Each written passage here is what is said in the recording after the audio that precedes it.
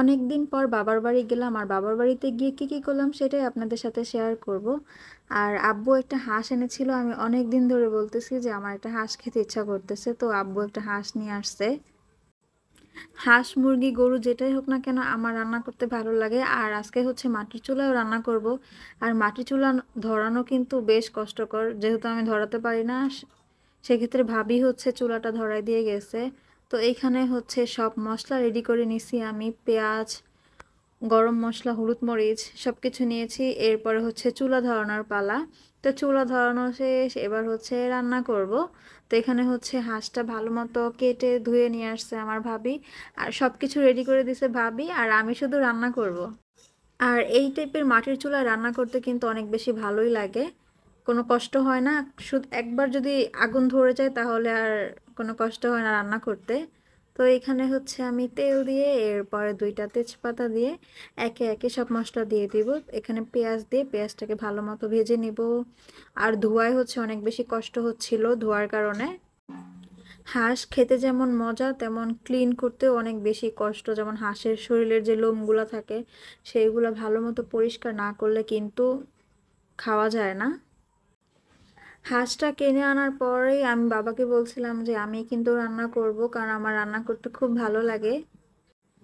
আর হাঁসটাকে আরেকটু মজা করার জন্য আমি এখানে ম্যাগি মশলা দিয়েছিলাম। ম্যাগি মশলা দেওয়ার কারণে স্বাদটা আরও বেশি বেড়ে গেছে। তো এখানে হচ্ছে সব মশলা দিয়ে একটু ভালো মতো কষিয়ে এরপর পরিমাণ মতো আদা রসুন দিয়ে আবার কষাবো।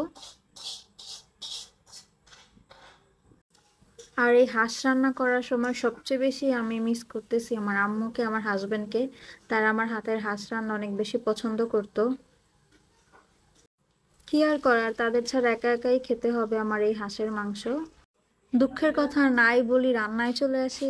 তো এখানে হচ্ছে পানি দিয়ে মশলাটাকে একটু কষাবো, প্রায় 10 মিনিটের মতো শুধু নাড়তেই থাকবো যাতে মশলাটা পুরোপুরি কষে যায় এবং তেলগুলো ভেসে ওঠে। তো তেল ভেসে ওঠার পরে হচ্ছে এখানে আমি ম্যাগি মশলা দিয়ে দিলাম। ম্যাগি মশলা দিয়ে দেওয়ার পর আবার আরেকটু নাড়াচাড়া করে কষাবো। ম্যাগি মশলা দেওয়ার কারণে সুন্দর স্মেল আসতেছিল। তো এরপরে হচ্ছে ধুয়ে রাখা হাঁসের মাংস দিয়ে এটাকে নেড়ে চেড়ে নেব। একসময় আমি হাঁসের মাংস খেতামই না, হাঁসের মাংস দেখলেও আমার ঘৃণা করতো।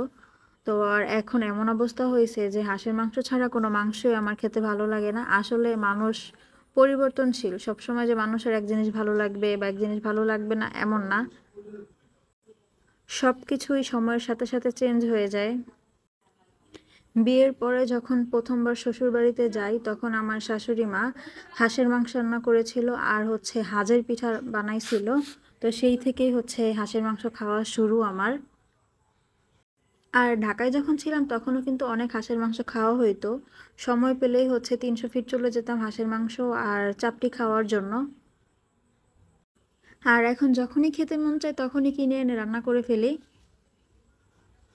আর আমার একটা বাজে অভ্যাস আছে, আমি কিছু রান্না করলেই সবাইকে জিজ্ঞাসা করি যে কেমন হয়েছে। মানে আসলে আমার প্রশংসা শুনতে খুব ভালো লাগে।